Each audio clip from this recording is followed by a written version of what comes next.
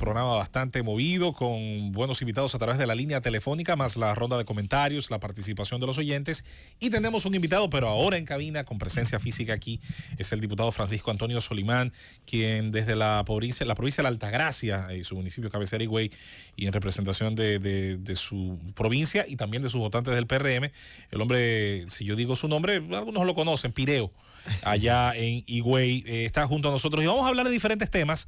Este hombre tiene una agenda bastante activa, hay diferentes temas y yo quisiera iniciar por aquí mismo, compañeros, vámonos, por lo menos voy a empezar preguntándole y dándole la bienvenida ante todo a este gobierno de la mañana, Z101, señor diputado honorable, con el tema del Código de Turismo. Bienvenido, saludos. ¿De qué trata? ¿Qué tanto necesita esta legislación, este código, el turismo dominicano? Muchos dirán, bueno, si se ha tenido éxito con lo que tenemos, ¿qué falta nos hace esto? Y cuáles son las bondades que pudiera tener este código de turismo, sobre todo sabiendo que uno de los proponentes es precisamente un diputado representante de la provincia que tiene más infraestructura, la más moderna infraestructura turística del país. Bienvenido y buenos días. Buenos días, José Luis, don Bienvenido, Rodríguez, Manuel Conde, Nayí, que lo vi por ahí ahorita, Viene ahora, a Rosendo, Susana, que ya hablé con ella ahorita sobre su hija, Julieta, Manuel, Aníbal Díaz, no sé por qué no está por aquí. Aníbal está en operaciones especiales, diputado, lo tenemos hoy. Y don Álvaro, que siempre me tenía o me tiene esclavizado a las 7 de la mañana con sus comentarios. Eso retorna. Esperamos que se recupere pronto y lo tengamos aquí con sus sabios consejos. Mira, José Luis, lo primero que nosotros tenemos una legislación obsoleta, del año 1969. Cuando eso era dirección de turismo, ustedes recuerdan lo de Miolandi, que los turistas solo están en la cabeza de Miolandi. Apenas habían adelantado a su época habitaciones de los hoteles del Estado, algunas que otras construcciones en los diferentes pueblos. Sin embargo, ahora estamos hablando de un turismo que representa el 15% del Producto Interno Bruto y una serie de facilidades y bondades que vamos a ir diciendo, por lo que este código más bien viene a brindar seguridad jurídica al principal proyecto económico, industria económica que tenemos en la República Dominicana, que es el turismo. Estamos hablando de más de 900,000 posiciones que dependen del turismo, prácticamente del 13 al 15% del mercado laboral en la República Dominicana, pero qué decir de las divisas. Este año entraron 750 millones de dólares y eso estabiliza la balanza de pago, más con ese impacto económico ahora mismo que tenemos con la pandemia, con la guerra de Ucrania. Y entonces ahí es que está, por ahí que va el objeto del Código de Turismo trabajando en esa dirección. ¿Qué tan avanzado está? ¿En qué etapa podría decirse que está? Está en la Comisión de Turismo. Yo quiero aprovechar este momento para felicitar a Aníbal Díaz. Aníbal es un muchacho joven. Bastante. Te lo puedo decir yo, que tengo más de un periodo como diputado, que se comporta como una persona de mucha experiencia. Incluso llevó el proyecto a una subcomisión donde lo distribuyó en los principales polos turísticos del país. Pedernales, con su representante como diputada, Puerto Plata, el área de San Juan, Nagua, Río San Juan, perdón, pero estoy yo en el área de Bávaro, Verón, Punta Cana, y Caboli, que es de la área de San Juan. De Río San Juan, Cabrera. Y Miguel Bogal, que representa el Gran Santo Domingo, el distrito y la provincia de Santo Domingo. O sea que tenemos una representación completa del país y eso nos va a facilitar el trabajo en las mesas temáticas que vamos a aperturar en todos esos polos. Me interesa saber de eso del Código de Turismo. Ay, perdón. No, dale. ¿Incorpora alguna estructura nueva institucional? Hasta ahora el Ministerio de Turismo es promotor, órgano de política, rector, demás, pero tal vez hay una parte de regulación que no es solo medioambiental, es de la actividad, del título habilitante que tiene que otorgarse. ¿Habría alguna institución ya para la fiscalización y sobre todo se le da por Confotur muchas exenciones a las instalaciones turísticas? ¿Habría alguna institución que se encargue en este proyecto de la fiscalización de los... Sí, claro, y lo que pasa es, Susana, que nosotros, por ejemplo, en el Ministerio de Turismo, todo se hace por resoluciones. Ahora mismo, porque no hay una real normativa para llevar a cabo todo lo que sucede en el turismo. Y es ahí que estamos normando esa situación. Incluso yo hablaba con Aníbal Díaz sobre esa situación de vulnerabilidad que tenía el turismo ante cualquier situación que sucede en la República Dominicana. Nosotros vemos, por ejemplo, el tema de la pandemia. Eso nos sorprendió y nos agarró prácticamente desnudo. Eso va incorporado al Código de Turismo. Tenemos el problema de los taxistas y los Uber. No había un dominicano hace unos meses que no se despertara con sobresalto, pensando que en qué polo turístico iba a haber una situación de enfrentamiento entre los taxistas y los Uber. Bueno, pues se llegó a un acuerdo con el ministro, pero ese acuerdo hay que sostenerlo en el tiempo. Ese acuerdo tenemos que llevarlo a la norma para que pueda entonces desde ahí manejarse el asunto de los taxistas y que eso no vuelva a suceder más.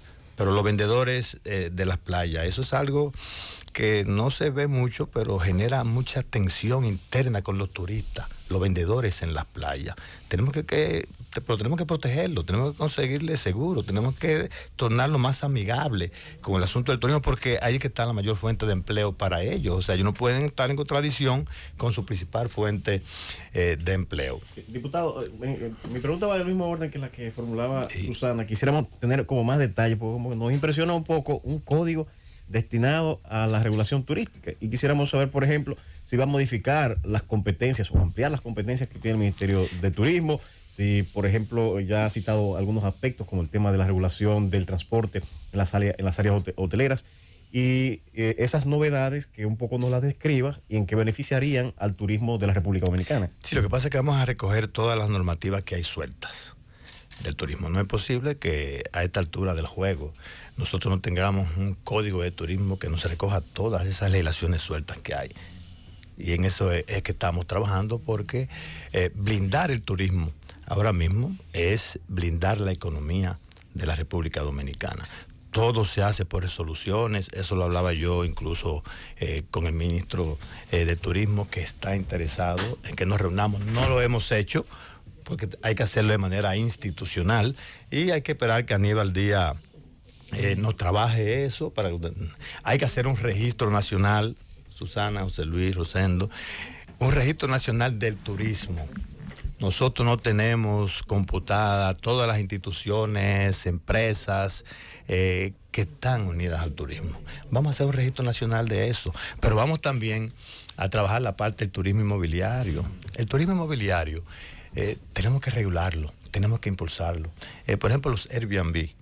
Eso ahora mismo está todos los polos, por eso no se registra, eso no tiene ningún tipo de aportes. Ahora mismo al gobierno hay que regularlo y hay que también que grabarlo. Pero ¿regularlo para encarecerlo, regularlo para entorpecerlo? No, impulsarlo. Porque la regulación en este país lo que tiene nombre de más permisos, más documentos.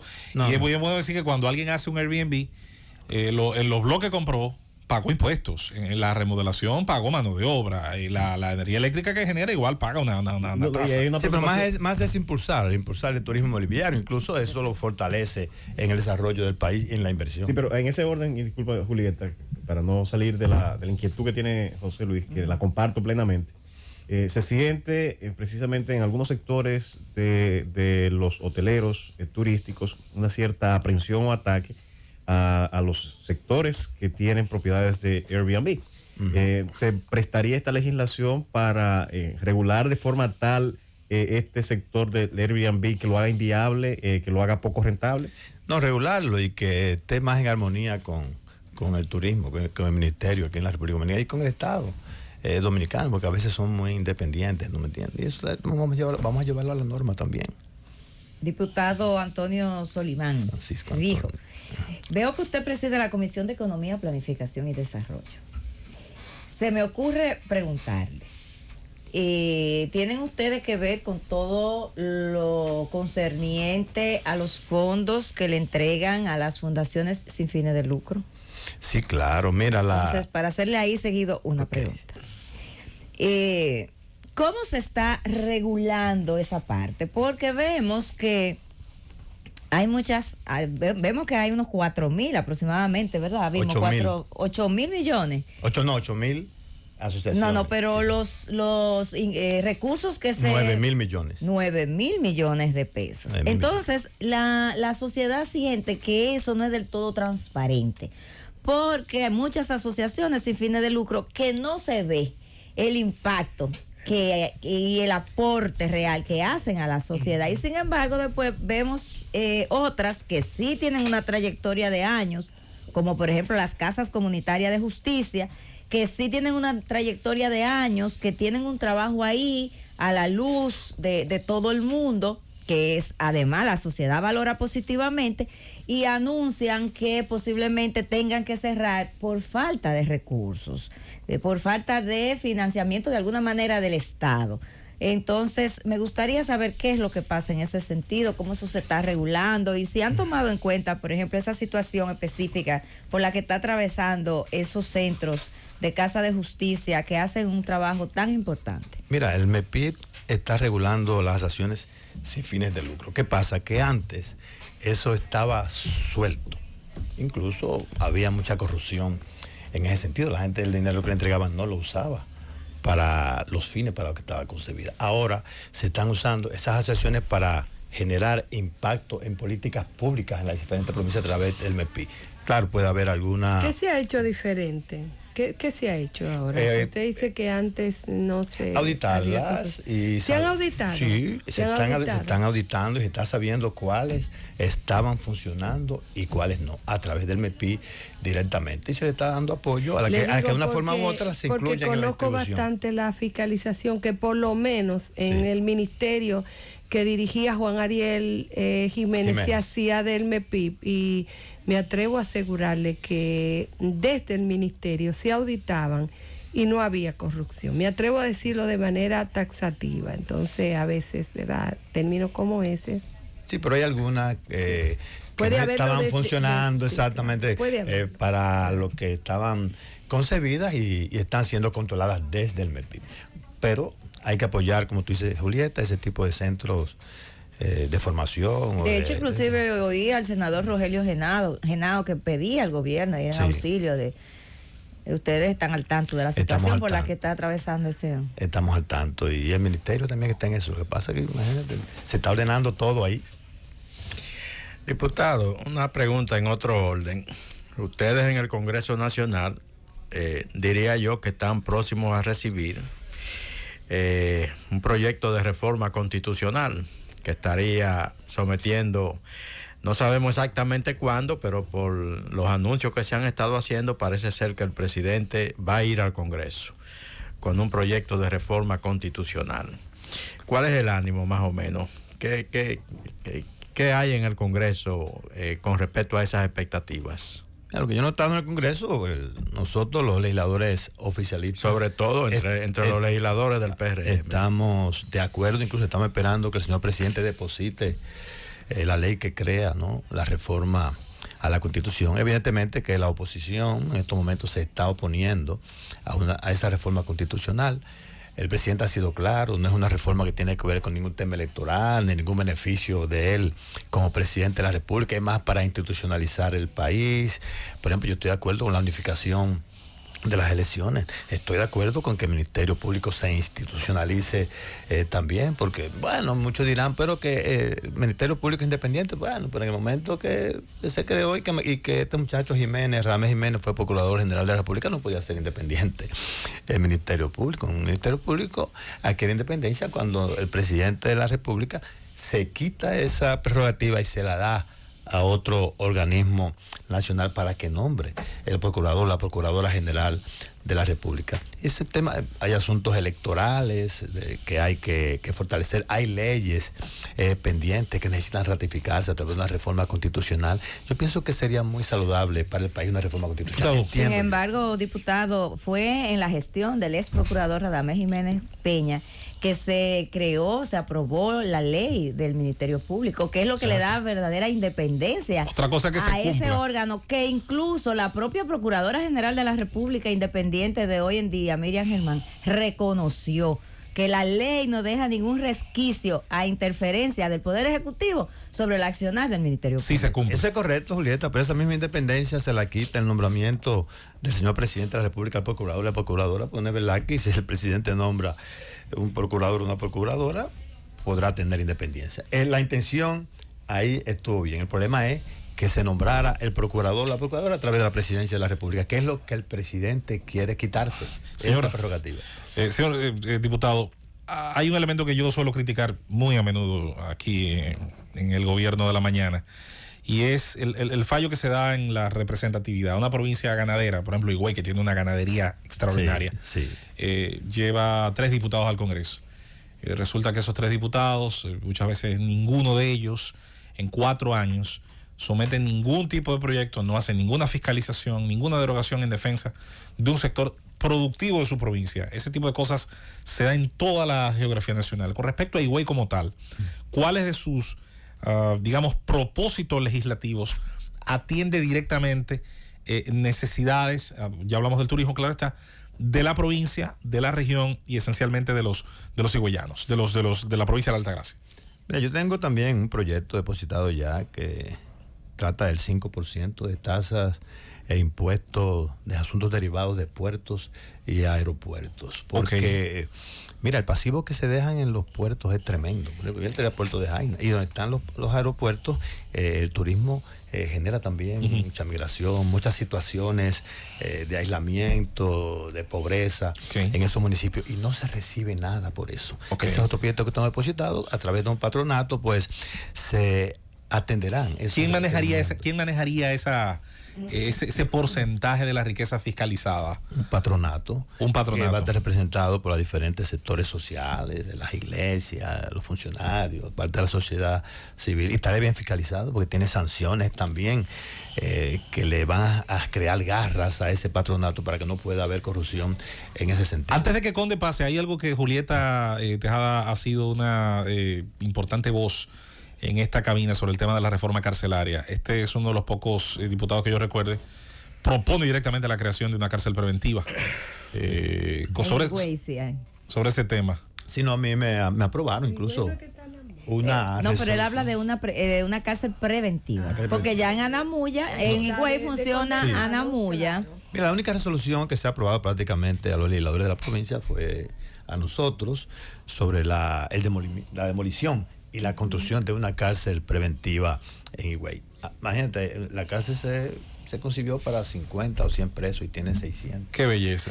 Tenemos ya el terreno en agricultura, más de 15,000 metros para la cárcel. El señor presidente la pasó a Obras Públicas. Ahí vino el tema del MIVEP, que se convirtió en Ministerio de la Vivienda. Entonces Obras Públicas le pasó la construcción de la cárcel al MIVEP. Y están en el diseño, en la preparación. La verdad que Higüey merece muchas cosas, porque Higüey está aportando al Producto Interno Bruto una cantidad brutal. Y tiene una deuda social acumulada tremenda. Muy grande, sí. Los servicios del Estado es muy poco lo que le ha dado a Higüey. Muy poco. Sin embargo, el presidente de la República ha estado muy atento a eso, ha hecho un compromiso de saldar esa deuda social. No hay fin de semana prácticamente que el presidente o el ministro de turismo no esté. El presidente va más a Higüey que al Palacio. Claro, o dando un Picasso, o chequeando las situaciones de debilidades, porque miren, prácticamente se puede consumir. Mira, lo del acueducto es una necesidad, porque una compañía llamada Aguela, pues estafó al municipio de Higüey con la construcción del acueducto. Diputado, se aprobó un préstamo y no cumplió. Ya estamos ya en el cierre de su participación, pero no quisiéramos dejar pasar la oportunidad para que nos hable un poco del ambiente brevemente que se vive en la Cámara de Diputados con relación a 2 piezas que muchos sectores están esperando desde hace muchos años y que para mí ha sido una prueba y una muestra de ineficiencia e incapacidad de los legisladores, porque no se ha logrado un consenso a pesar de tantas discusiones. Es el Código Penal, por un lado, y por el otro, la Ley de Extinción de Dominio. Quisiera que nos explicara cuál es el ambiente que se vive y si será posible tener un nuevo Código Penal y una Ley de Extinción de Dominio en la República Dominicana en los próximos años. Mira, lo primero que el país necesita del Código Penal. Es increíble las cosas que están pasando por no tener esa normativa aprobada. Evidentemente que el Código Penal tuvo unas situaciones de enfrentamiento, el sector liberal, el sector conservador, se presentaron asuntos de religiosidad. Tuvo al punto de aprobarse. Y el otro día yo hablaba con el presidente Pacheco, había una señora ya que interactúa mucho con el asunto del código, y el ánimo es reintroducirlo, ya está, pero pasarlo a la comisión de nuevo de justicia que lo va a trabajar y aprobarlo. Y la verdad es que se necesita la aprobación del código. Pero esa situación del aborto y una serie de cosas han incidido negativamente en esa prueba, pero se va a aprobar, ¿eh? Y yo soy de los que entienden que ese código debe aprobarse y que después cualquier modificación en el camino se haga, pero que tengamos esa norma. Hay más de 80 tipos penales que la República Dominicana que no lo tenemos. Se lo abordabas tú y lo he abordado también el yo. ácido, el diablo, una serie de cosas. Nosotros aquí nos hemos pasado todo el tiempo diciendo que el menor, bueno, yo sé que mucha gente se va a poner la mano en la cabeza, que si nos ponemos a pensar, el menor de los problemas es ese. Claro. Y es todo lo otro que tenemos atrasado. Aquí se necesita esa valentía de la clase política, tomar una decisión, claro, y carguemos con la discusión posterior, no importa. Y sobre la marcha resolvamos lo que sea. Bueno. Y la ley de extinción de dominio tiene una discusión, ustedes saben, el asunto de la retrospectividad de la ley.